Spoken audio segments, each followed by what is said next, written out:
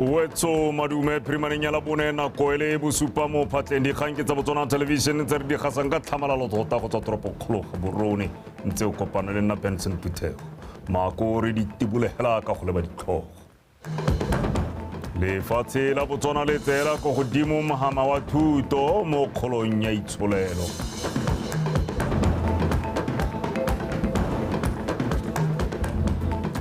go solofetswe gore go bo go abilwe ditsha tsa bonno di le 100,000 mo bekeng e tla fa mo go tsa metshameko setlhopha sa the Zebras le sa the Cranes di tla tsoga di thulana mo motshamekong wa go ipatlela phatla kwa kgaisanong ya sejana sa lefatshe Wetso yo ranlang ka puya di ata o bidiwa gote Boineelo Ntshole me ga re tsena mo dikganyeng Tautona Dr. Mokgweetsi Masisi ya re maitlamo a lefatshe leno a go beeletsa mo thutong a tsepame thata ka ebile lephata la thuto le tlhabololo dikitso la abelwa madi a kwa godimo fa go kgaoganngwa madi a setšhaba fa bua kwa University ya Korea Tautona Dr. Mokgweetsi Masisi o ne gape a kgolela lefatshe la Korea go nyalanya go tlhabolola dikitso le se se tlhokwa mo mmarakeng mme a tlhalosa fa seo sa atolositse thata ditlhabologo tsa lefatshe leo la South Korea o tshidile o nkabetse o gone ko go beeletsa mo ditshekatshekong tsa dithabololo ke nngwe ya tselegatse la Botswana le di ipeileng pele e le bonthabongwe jwa go goga itshulelo e e ikaegileng ka dikitso katego e itemogetsweng ke lefatshe la South Korea mo go atoloseng dithabololo tse di ikaegileng ka marenyane le dikitso ke nngwe ya tse di hang Botswana tshologelo ya tswelelo pele. You have no crude oil at all, but you, the Koreans, beneficiate crude. And I am a significant exporter of petroleum products. This is ample evidence of the transformative power of human knowledge, creativity, and how-to skills or practical competence. Koreans have successfully harnessed and matched the development of knowledge and skills to industry needs, relevance, such as developing sophisticated manufacturing processes to drive economic development and prosperity. Your visit today marks a significant milestone in the growing relationship between Botswana and our institution. Korea University has always prided itself on fostering global connections, promoting cultural exchange, and advancing academic excellence. Your presence here underscores the shared values and aspirations that unite our countries in pursuit of knowledge, innovation, and mutual understanding. Lefatshe la Botswana le beeleditse mo thabololong dikitso segolobogolo ka le rotloetsa mahama wa thuto bobe gore beng gae ba kgone go nna le dithutego tsa go ka phadisana le mahatshe kgolagano le diyunibesithi di tshwana ya Korea go maleba go atolosa maitamo a. We in Botswana have over several years allocated 20% or more of GDP to education. As the pace of globalization and technological advancement is a reality across the globe, we have set ourselves on a path, just like yourselves, of becoming a knowledge-based economy through a prioritization of our development goals. University ya Korea e thamilwe ka ngwaga wa 1905 mme le nngwe ya diyunibesithi go rala South Korea tse di beilweng mo maemong a ntlha mme e na le baithuti ba heta 37,000. O tshidile o nkabetse Botswana Television, Seoul, South Korea. re santse re le fo Tautona Dr. Mokgweetsi Masisi o na etela ratoropo wa Seoul e bong re u sing hun yo gape le motlhatlhela dithuto wa university Tautona wa kaile fa ratoropo wa Seoul a na le maitemogelo a magolo segolobogolo mo mererong ya tsa tlhabololo batho le go ba tokafaletsa matshelo kwa putegong eo mafatshe a Botswana le South Korea a na tsa tshwetso ya go dirisana mmogo mo thulaganyong e tla etelelwang ke matona tsa mafatshe a sele a mafatshe o mabedi tumelano eo e tla jana Tautona na sa tswa go kopana le molekane wa gagwe wa South Korea kwa bothokong jwa putego e sa tswang go fela ya Korea Africa Summit. Mere dikganding tse di eme jalo Dr. Masisi o tlhaloseditse Batswana ba ba nnang kwa South Korea ka botlhokwa jwa botsalano jwa mafatshe le seabe sa tomagano a one mo dintlheng tse di harologaneng. O supile fa mafatshe a Botswana le South Korea dumalane go simolodisa thulaganyo ya tomagano le tirisano mmogo mo go tsa thuto e le nngwe ya tse di senogile mo putegong ya botsalano jwa mafatshe o mabedi go bothokong jwa putego e tsweneng e wetseng ya Korea Africa Summit. O tshidile o nkabetse wa tswelela. Batswana ba ba nnang ba bereka kgotsa ba tsena sekolo kwa lehatsheng la South Korea ke bonthabongwe jwa palo ya batho ba ba supang boleng jwa thabolodikitso mo kgolong ya itsholelo le mehama ya khiro. I am currently in my 4th semester in Seoul National University in the Department of Social Work. Ke le mo tla dithuto mo sone sa Botswana ke mo instructor. Ke go Korea. I'm studying Korean language. Go inakanya le tse di nang le bokgoni jwa go nonotsha thabolodikitso go tsamaelana le tswelelopele e pharologano. We come here to learn and benchmark from Korea because we can associate with the history, the struggle, the passion, the conviction and motivation of Korea. And they, in turn, are willing to extend a helping hand to nudge us on, as we have seen in the summit we've had led by the leader of this great republic. So I propositioned to him that we need to develop a focused bilateral program of cooperation with education at the apex, because it's education that delivered them from their circumstances. And at home, we know very well, Vision 2036 is premised on determination and a prerequisite to acquire the best education to liberate ourselves and extricate ourselves out of our circumstances.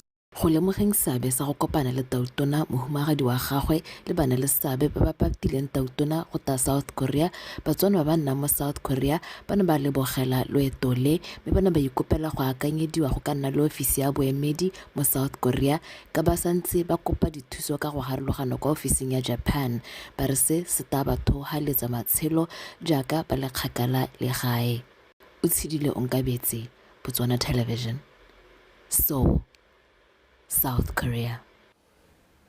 Me mo kganyeng e re sa tswang go ya mogala Tautona Masisi le mohumagadi wa gagwe Meneo Masisi le bagolwane ba puso ba emeletse kwa lebaleng la difofane la South Korea go boela mono gae mono Botswana. Se ta morago ga gore Tautona a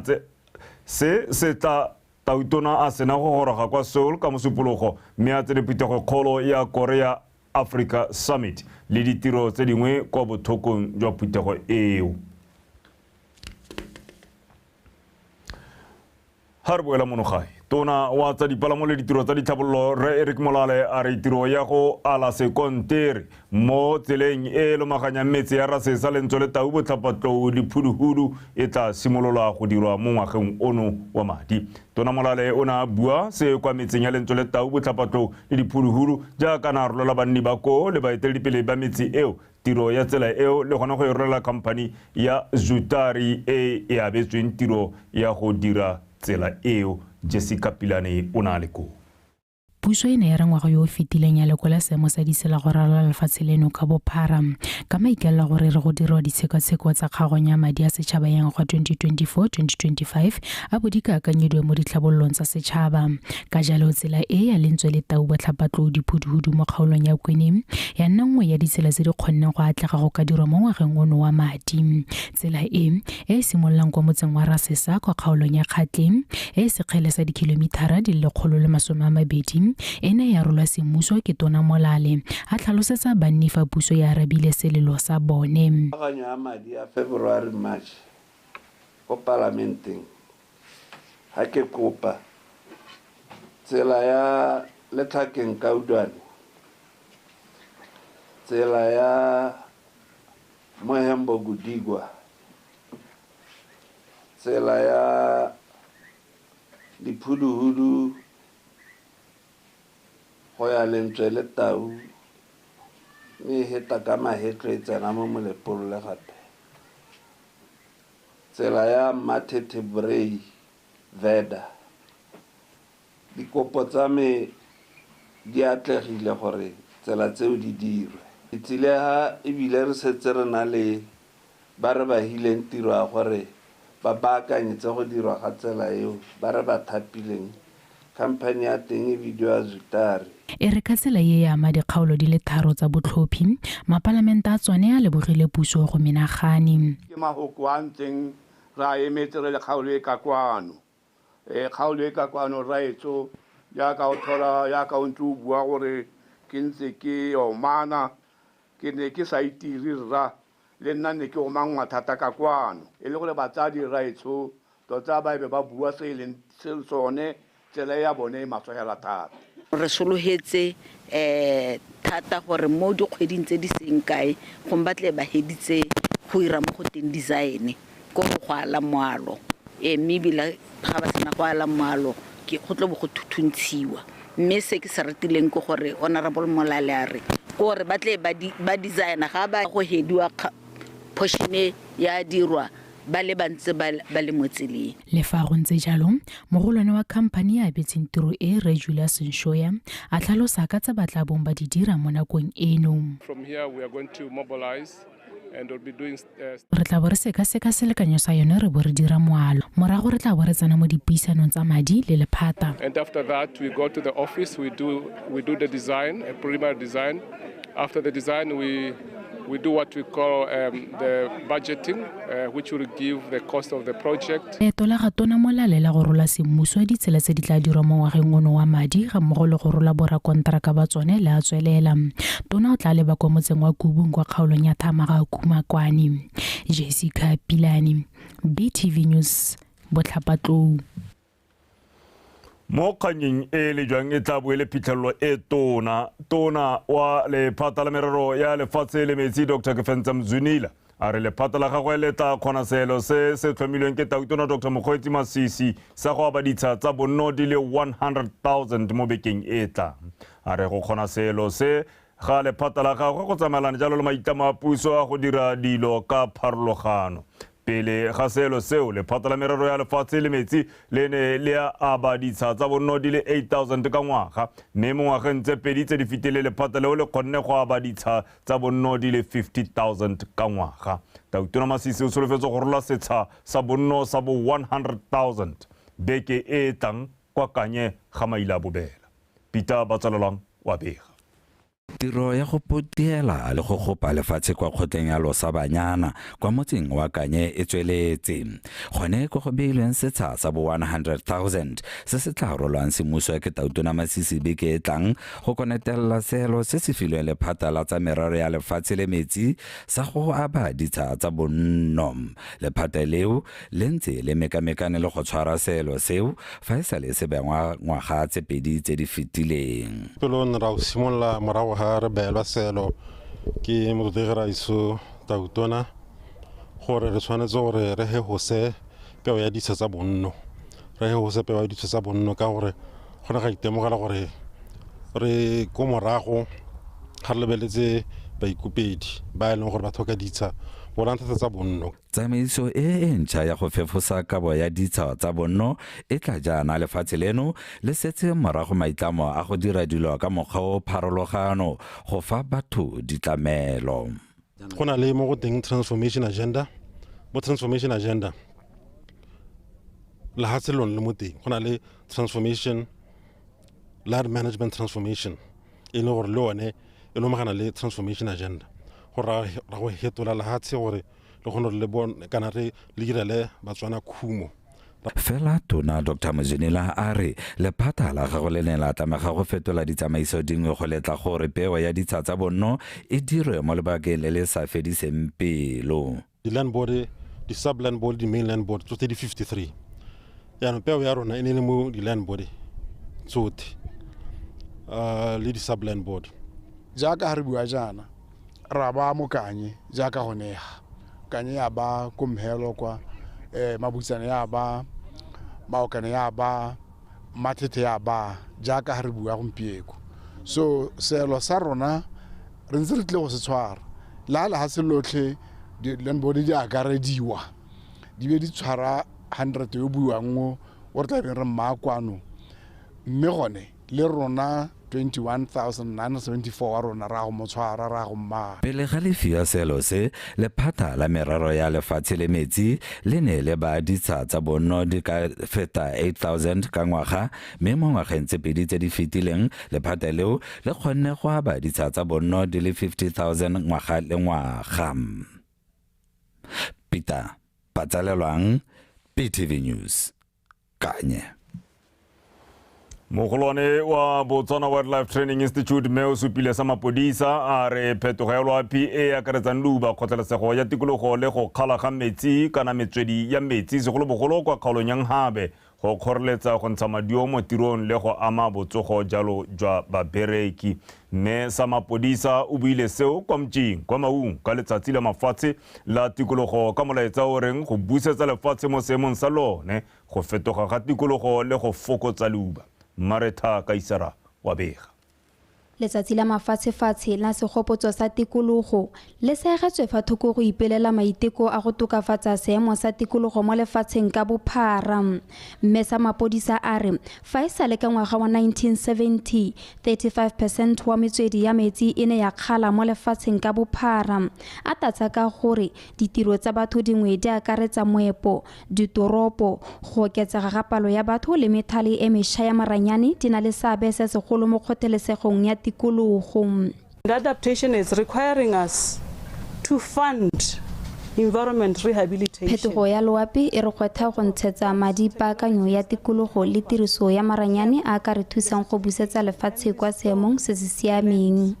Kgothalesego ya tikologo ke nngwe ya dikgang tse di amang lefatshe gompieno. Maiteko a go fitlhelela dithabololo tsa metsi e dira gore re ame tikologo mme se se bake tshenyo ya ditsatholego. Mmu o felelwe ke boleng jwa one. Kgothalesego ya lefatshe e thatafatse temo ya dijwalo. Soil has lost its fertility. Pollution has made it difficult to grow crops. Mokamedi wa khamphane ya James Botswana Re Jeffrey Khwarae o gwethile setšhaba go tsenya letsogo mo go baakanyeng lefatshe. A re dingwe di ole tse di salatiweng sente di baka kgothalesego ya mmu. The then coordinator Re Mabala Letsate said there's a lot of contamination that we see ko madirelong a lona. Re bona mebu e kgothalesegileng ke di oile. What's going on there? We said we exist to treat and rehabilitate those soils. We get those soils from the camps in the delta. Once they've had a spillage, they bring the soils to us so that we can facilitate.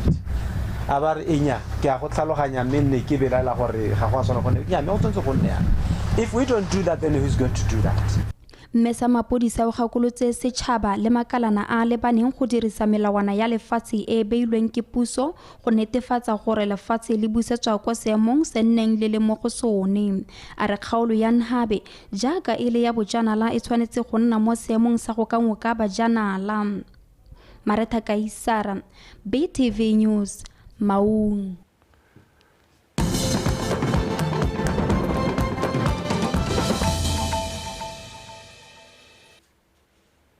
Wetso ha le gona o tsubang se gona sa ditshwantsho dikgang tsa Botswana Television mo tsatsing la Labone.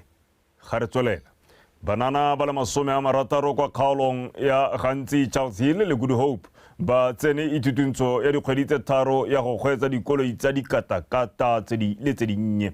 Se se diragatsa ditumalano kana tumalano ya lekalana la Rural Development Council ya go tlhama mebereko mo mafelong a kgakajana le ditamelo. Itutuntsho eo e simoloditswe semmuso ke tona wa dipalamo le ditiro tsa dithabololo Re Eric Molale kwa metseng ya East Hanahai ka Labobedi. Angela Enosa wa bega. Banana ba ba tswang mo kgaolong eno ya Charles Hill ga mmogo le Good Hope ba tsaya malebela a tiro e ba emetseng mo malatsing a tlang. E re ka tiro ya go baakanyedisa mo kgaolong e simolola dikiso tse di tla ka nako e maleba. Ditlhabololo di etla tse go tla bong go agiwa go dirisiwa dio tse bana ba ba trainiwang ka tsona. Jaanong ga go tlhokagale gore e re go ise go e kae be re utlwa gote bana ga bana ditiro. Rona re ira jalo training eo ka gore dikontraka ba re ra ba re nya rona kwa gantsi ga re bone batho so re tshwantse go re hentetla gore batho bao re go batsa go sele ga re batle sele. dingwaga a re di tshweletse go sekaenyana gore bana ba re wa training ba nne le tšhono ya go tsenelela dithuto tse tsa dikatakata gore ba te ba oketse ba godise di-license tsa bone. Baithuti ba akaretsa ba hera bobedi ba ba tlhokomelang ke maboipelego mme se se tla ba neela sebaka sa go ikemela ka nosi ba tswa mo go thusiweng ke puso. So se se tona ke go bona gore Motswana ha a leng teng matshelo a gagwe a tokala, go bona gore Motswana ha a leng teng ga gona tsatsi le leng gore o lala ka tala.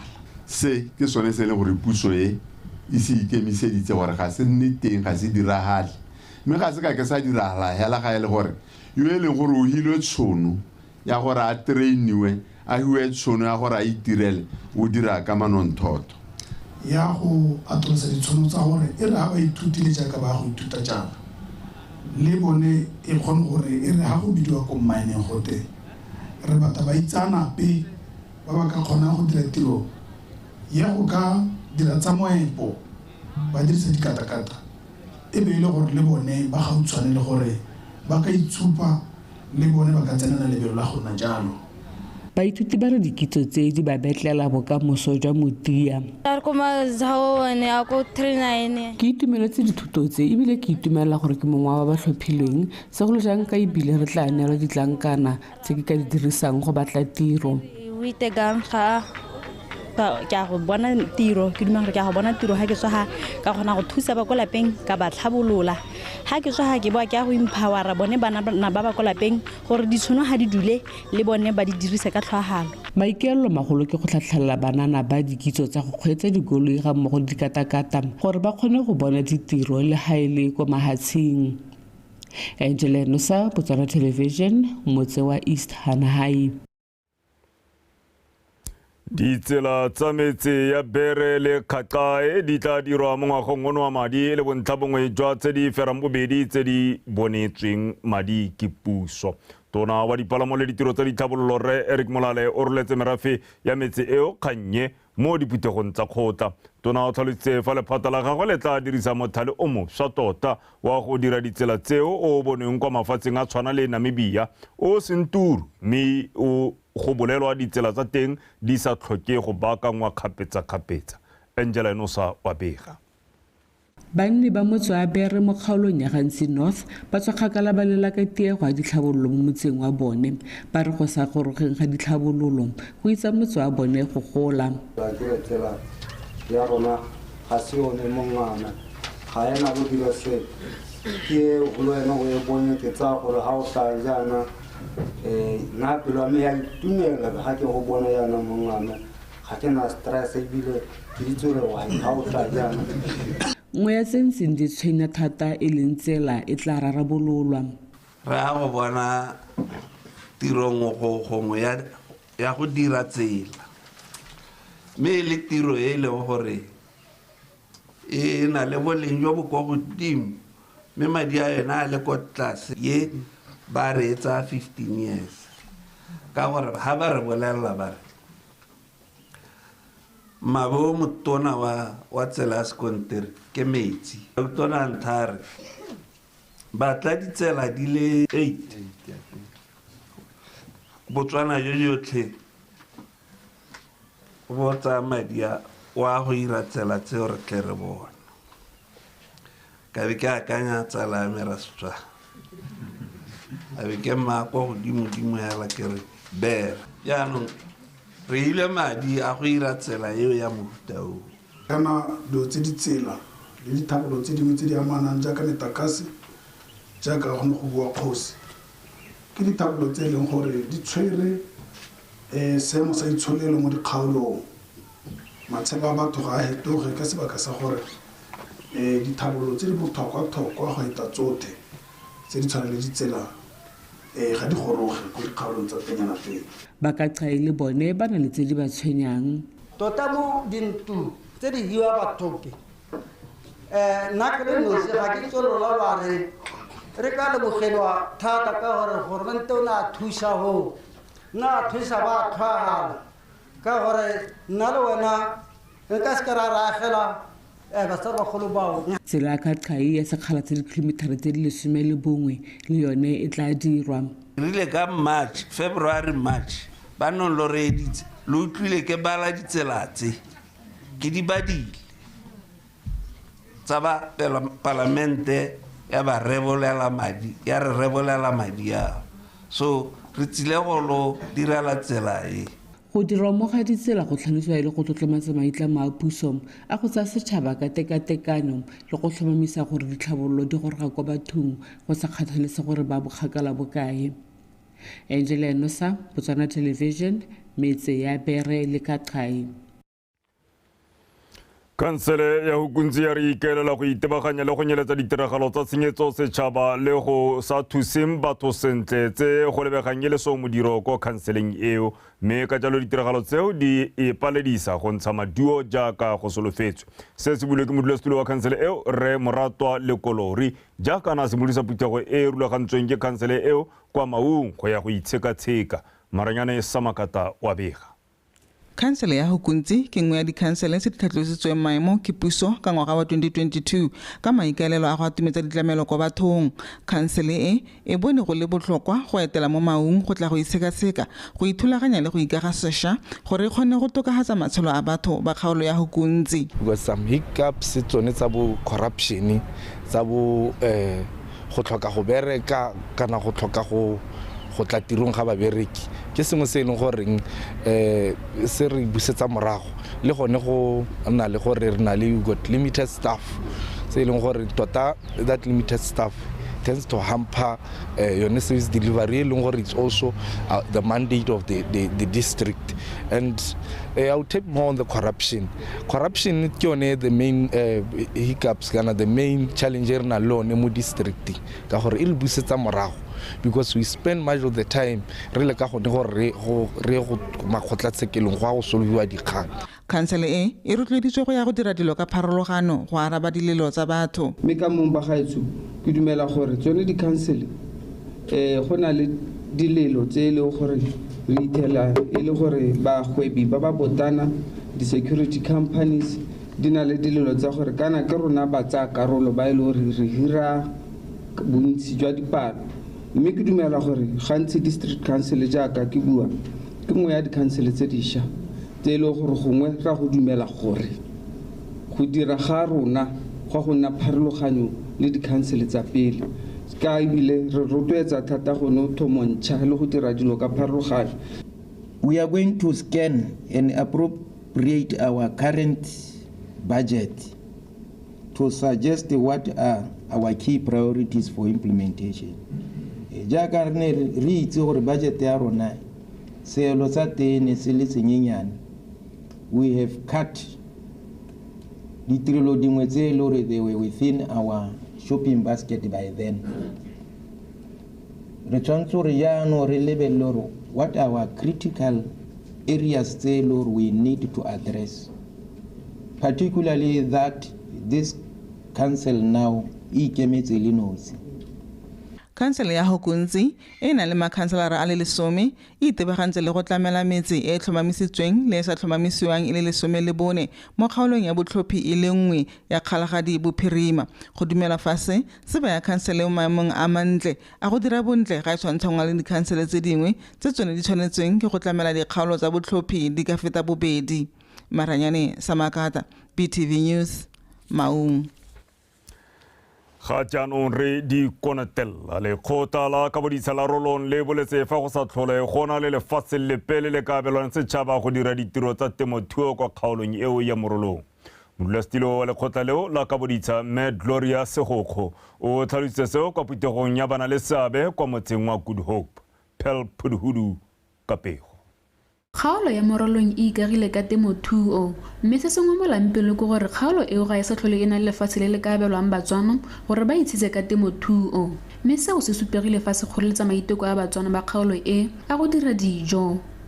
Mme Gloria Segokgo a re jaaka tautona a rotsa mananeo a ka dirisiwang ke Batswana go itshetsa a tshwana le temo le tlotlo le thuo le tlotlo mo bokopanong jo ba tlile go thulantsha ditlhogo go bona gore Batswana segolo jang banana ba ka thusiwa jang gore ba kgone go akola mananeo ao a tlhokang tiriso ya lefatshe.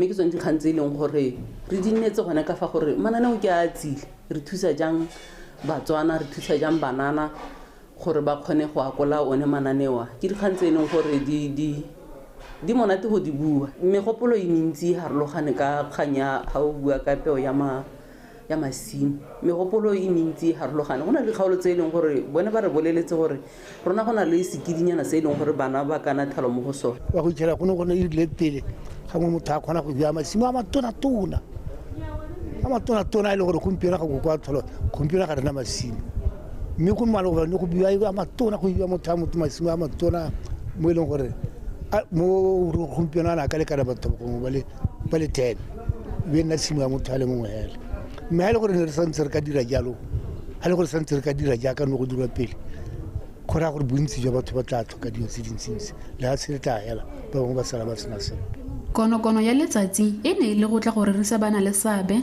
segolo jang dikgosi ka go itirela le go tla ka megopolo gore ba ka tokafatsa jang melawana e tla tsamaisang lefatshe mo kgaolong ya morolong re tlo go baakanya molao o tsamaisang ka ha re tshwerele ha se ka teng ka ha re la banka teng re le rolo land board molao wa teng o silwe ke nako o sa le o diriwa pele ga Tribal Land Act ya 2018 le Botswana National Policy ya 2009 ya ka dintse di le mo tirisong yaanong se re tlebeng re se dira se stona ke gore lebelle molao o mogologolo e be re ira gore o tsamelane le melao e mo tirisong gompieno e phasitsweng ke palamente go le botho hectares bo ka rena ga yone go ya ka tebo ya rona ya rantse re tsamaya mo morolong jaaka banana e gone ga ne re ka bjala teng ka bodisa ya rolong e tlhalositse fa e tla dira merero le bakhansele ya kgaolo eo ka megopolo e tswang mo phuthegong e mme morago ba itsise Batswana ka melawana e mešwa eo Pel Pududu PTV News Good Hope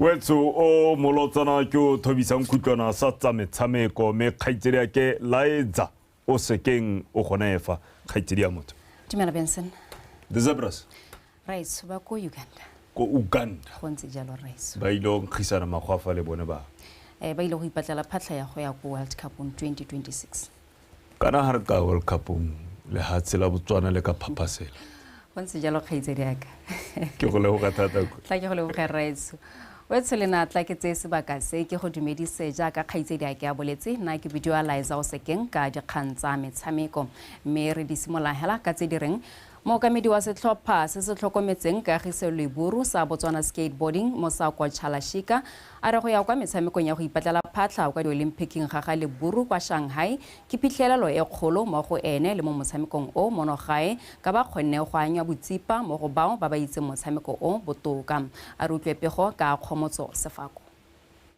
Leburu yo dingwaga tse 23 o na bona taletso go tswa go lekgotela IOC wa go nna le sebaka sa go ka phadisanya le bomantswetsedi ba motshameko o ba mfatsa mangwe. Sport right now is very advanced and motshameko wa skateboarding kwa memo a go godimo fela thata mo mafatsheng a mangwe ke sengwe sa dilo tse ke di etseng thoko. It's going advanced, like we need skate parks right now. Skating in Botswana is actually difficult because there's no skate park. I think a skate park would make it easier. If there was a skate park, everything would be smoother. Because I learned in a garage. Started in a garage by myself. This trip to Shanghai was eye-opening to different connections in the skateboarding industry, and it was his first time going overseas. Ke bithelo e tona gore a ba kgonne go a go tsaya karolo kong ka gore o ithutile go le gontsi mo go yang go thusa mo kgolong ya motshameko mo gae. And he went out there to learn a lot about skateboarding, and then just to gain knowledge. That's what the trip was all about. Leburu se zakile a tswa mo monga lesome le bongwe mo batshamekeng ba lesome le barataro ko metshamekong ene ile kwa Russia ka thakole mo ikelela go tswelela tsenela dikgaisano tsa mafatshefatshe go anya botsipa gore motshameko o gona go gola mono gae. Is June skateboarding day in Nigeria. It happens every year. and that's the first one. And there's another one in September, Moscow, Russia. If he managed to go to the Olympics, it's going to mean so much for our community, and first of all for the country, because ha ka kgona go ya go di-olympiking e tla be e le selo se segolo ka gore e tla be e le motshameki wa ntlha wa motshameki wa go fitlhelela seo mo Botswana. The skateboarding community as a whole, but him also going to the Olympic qualifiers in Shanghai was already enough for us to let us know that we're able and capable to do this, and we were open to collaborate with the government also to work on, to promote the sport and to develop skateboarding in Botswana. We're not affiliated with the BNSC or the BNOC, but we are currently working on that, and we're revamping the skateboarding, Botswana Skateboarding Association into becoming a federation. But right now it's a club because we don't have enough the population of skateboarders to make it afford an association. But we're working on that to work around it. Mo nako ya gompieno santse re sena le kgothalelo ka metse motshameko ka gore ga rena dipalo tsa dithopa tse di lekane go ka aga mokgato fela re santse re bereka mo go ageng seo. Population for the skateboarders in Gaborone is where it's mostly in Botswana. So the only thing we need is land from the government, because we already have people on standby who want to come and construct the skate park. People from Europe, they're called Wonders Around the World, and that's an NGO from Europe. So all we need from the government is land, and then we can take it from there. E re ka go setse kgwedi fela pele metshameko ya di-olympic ya monongwa ga e simolola kwa Paris, Leburu a re o sologela go bona taletso go tswa go lekgotela IOC go a go nna le sebaka sa go ka tsenelela metshameko eo ya selebego se se kwa godimo. Go motswa Sefako, PTV Sport, Gaborone. Me a re tswela le dikgang tsa rona. Ditlhopho tsa lekgotla la Botswana Football Association di tla tshegediwa kgwedi ya Lwetse e le lesome le bone monongwaga. Seo se tlhalositswe ke modulasetilo wa khuduthamaga e tsamaisang ditlhopho tseo moemedi Letina kwa phuthegong ya bobegadikgang e neng e tshwerwe gompieno kwa Lekidi Football Center mono Gaborone. Pego ka Victoria Dikgang. Letina o tlhalositse fa ikwadiso ya bontlhopheng e simolotse kgwedi eno e le malatsi a le marataro mme e tla tswelela go fitlha e le 25. Kitsiso ya maina a ntlha a bontlhopheng e tla dirwa kgwedi e tlang le 12 pele ya bofelo e rolwa malatsi a le 11 morago ga moo. 26 to 27 will be processing the forms, and if they have anything to complain about, or if they have kgwedi ya Phatwe e le 26 go tsena e le 27 re tla bo re rulaganya dipampiri tsa ikwadiso. Fa go na le dingwangwara di tla ya kwa komiting ya boikuelo morago go rolwe maina a bofelo a bontlhopheng. Of candidates, those who would have met all the requirements for the position that they would be applying for. Barongwa ba le 30 le bofera bobedi ba ya go tlhopha boeteledipele jo bošwa e leng kemedi ya batho ba le babedi go tsweng kwa lekgotla la Botswana Football League ga mmogo le komiti ya bome ya kgwele ya dinao. Ba tla diwa ke kemedi ya batho ba le babedi go tsweng kwa kgaolo nngwe le nngwe ya dikgaolo tse di 17 tsa lekgotla la BFA. For president, you have to be not more than 75 years of age. That's the main requirement for president. But otherwise, we really residents for about 3 years more. We are not citizens. Requirement you shouldn't be having a criminal record. Those guys was stock theft, whatever. Those are very serious crimes. Ditlhopho tseo tse di tshegetswa morago ga dingwaga di le 4 di tla bontshwero go setse morago molao motheo wa ditlhopho wa lekgotla la BFA ga mmogo le la FIFA. No person may serve as president for more than 3 terms of office, whether consecutive or not. You cannot serve. Moeteledipele ga a tshwanela go emela ditlhopho gararo e ka nna ka tatelano kgotsa e se ka tatelano. Maloko a mangwe one a ka dira jalo. Yo sa kgona go fetsa sebaka sa gagwe o ya go tsewa jaaka yo feditseng. May serve for no more than 3 terms of office, whether consecutive or not. Any partial term of the office. Any partial term of office shall count as one full term. Ditlhopha tsa bofelo tsa lekgotla la Botswana Football Association ne di tshwere ka ngwaga wa 2020 tse di neng tsa fengwa ke McLean le Tshwiti. Monongwaga di tla bo di tshwaretswe mo lefelo le lengwe fela go na le jaaka go ne go ntse mo nakong e fetileng. Victoria Dikgang, BTV Sport, Gaborone. Re sa le fo setlhopha sa setšhaba se segolwane sa kgwele ya dinao sa The Zebras se tsweletse ka go itlhokoletsa motshameko wa kamoso jaaka se tla bo se thulana le sa Uganda sa The Cranes mo motshamekong wa go ipatlela phatlha kwa kgaisanong ya sejana sa lefatshe sa 2026. Mo nakong eno setlhopha sa The Zebras se se mo Group G se etetse sa The Cranes se le mo maemong a bobedi ka dintlha tse 3 morago ga go fenya sa Guinea ka nno e le nngwe go lefela mme se latlhegetswe kgatlhanong le sa Mozambique ka dinno tse 3 go tse 2. Setlhopha sa Algeria se kwa setlhoeng ka dintlha tse 3 sa Guinea se mo maemong a boraro maemo a bone ke sa Uganda fa sa Mozambique se le mo go a botlhano. Somalia yone e kwa mogatleng ka jana ba ise ba fenye motshameko ope. Motshameko wa kamoso o tla simolola ka nako ya borataro maitseboa. Mo ke supa gore re kgone go emela sente go Gaborone le gore le sente mo Uganda ya ka ke bua ke riana me surugela rona ke gore kana temo ga rona ke gore mo gore ga rona federation ya Uganda ra mo ke sente ga nna le hela mathata le gore gore ge tsente mbro go ya teng ke go siameng hela thata ba mantha so far so good ba iserne le mathata so me go motho ka tlhalosa hela gore le mabala one ke mabala go dimo thata ka di standard tsa bone. Jaanong ga re wetsa dikgang tsa rona e le tsela nngwe ya go ruta babega dikgang ditsela tse di lolameng tsa go bega motshameko wa golf. Lekgotla la Botswana Golf Union le ne le rulagantse ithuthuntso ya letsatsi le le lengwe kwa lebaneng la FNB World of Golf Blue Tree mo Gaborone. Ithuthuntso eo e ne e tsamaisiwa ke mankge wa motshameko o Steve Smith ga mmogo le mokatisi Mpho Kelosiwang pego ka le diapoloko.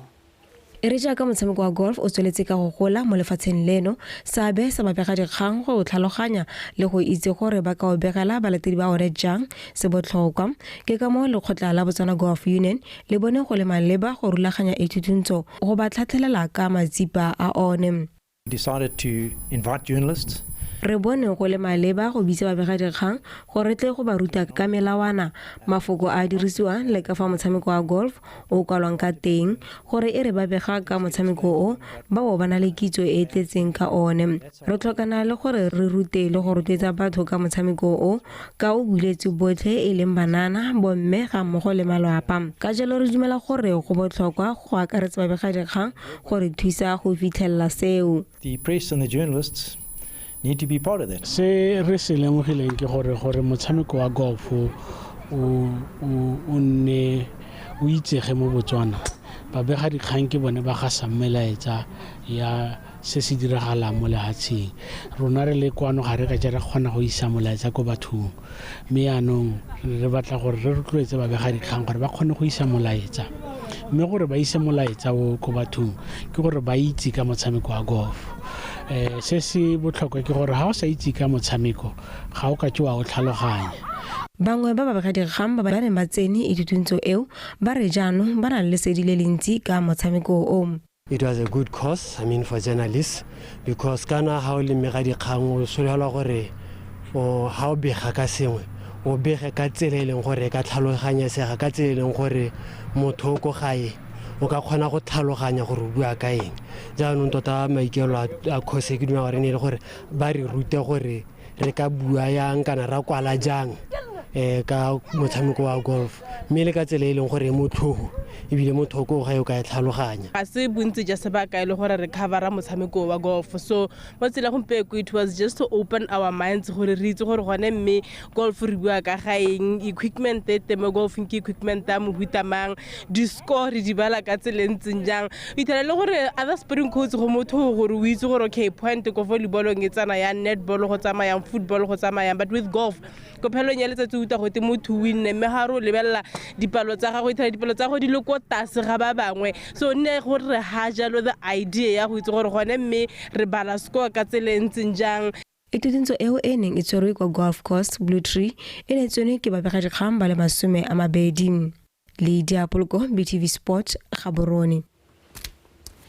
Wetsho le diapoloko o na agarla dikgang tsa rona tsa metshameko nna le wena a re kopane gape kgante jana ka nako ya bohera bongwe ga ke di go neela jaanong ke dirano tse ka teme ya sekgowa mme kgaitsedi yake Kagiso Benson Phuthego o eme sentle gore gakolola gape dintlhakgolo tsa rona right thank you hela kgaitsedi yake tla ke go leboga Reitso re tla kopana mo nakong e tlang kgwedi ya Phukwi July go ntse jalo go go le jana mariga a sentse le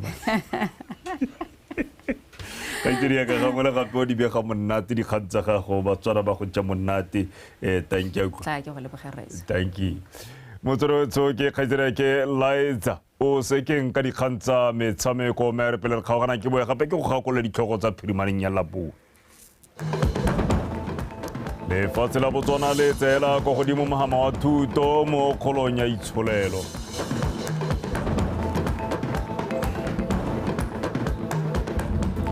e le phitlhelelo e tonna go solofetswe gore go bo go abilwe ditsha tsa bonno di le 100,000 mo bekeng e tlang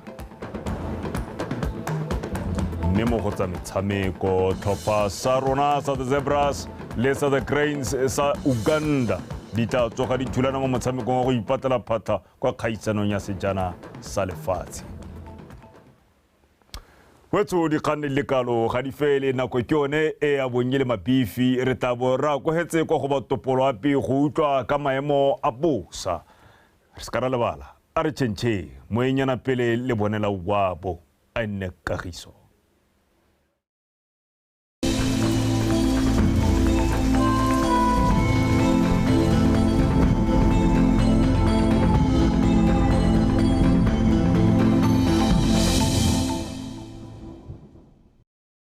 Betso madume nka mogela ka seemo sa loapi stiserwa ke Mpho Ishadara mme a re simole ka go lebela tshwantsho sa loapi sa nako ya gompieno se supa fa go santse go apogile mafelong ka bontsi a lefatshe leno ko nteng ga kgaolo ya kgalagadi ko e le gore santse go iponatsa dibata tsa mare mo tsatsi la ka moso re tshwanetse re go iponatsa dibata tsa mare ko dikgaolong tsa Nkgabe Tšhobe Bokone ja Legare le Bokone Bothaba fa ko dikgaolo tsa gantsi kgalagadi Borwa Bothaba Kgatleng Kone le Borwa ja Legare gone re tshwanetse re bo go apogile mo maphakeleng gone re tshwanetse re go ikutlwatsa go le tsididi ko dikgaolong tsa gantsi kgalagadi Borwa Bothaba Kgatleng Kone le Bokone Botlhaba ja selekana sa bobedi go eng kwa borataro fa ko Nkgabe Tšhobe le Legare gone re tshwanetse re go ikutlwatsa go le mololo ja selekana sa bofera bobedi go eng kwa 11 mo tshokolong gone re tshwanetse re go ikutlwatsa go le tsididi ko dikgaolong tsa gantsi kgalagadi Borwa Bothaba Kgatleng Kone le Borwa ja Legare ja selekana sa 17 go eng kwa 21 fa ko Nkgabe Bokone ja Legare le Bokone Bothaba gone re tshwanetse re go ikutlwatsa go le mololo ja selekana sa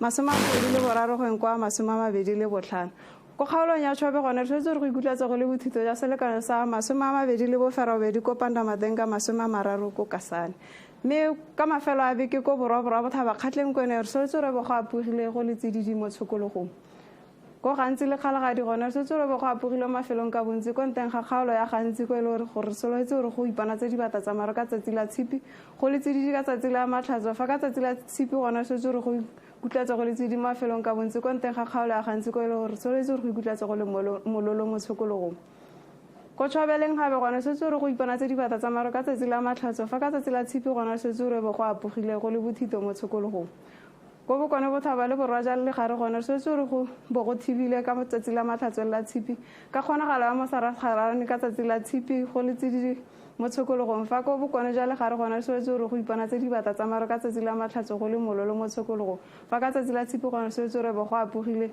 go le mololo mo tshokologong ke sone seo seemo sa loapi a ene boroko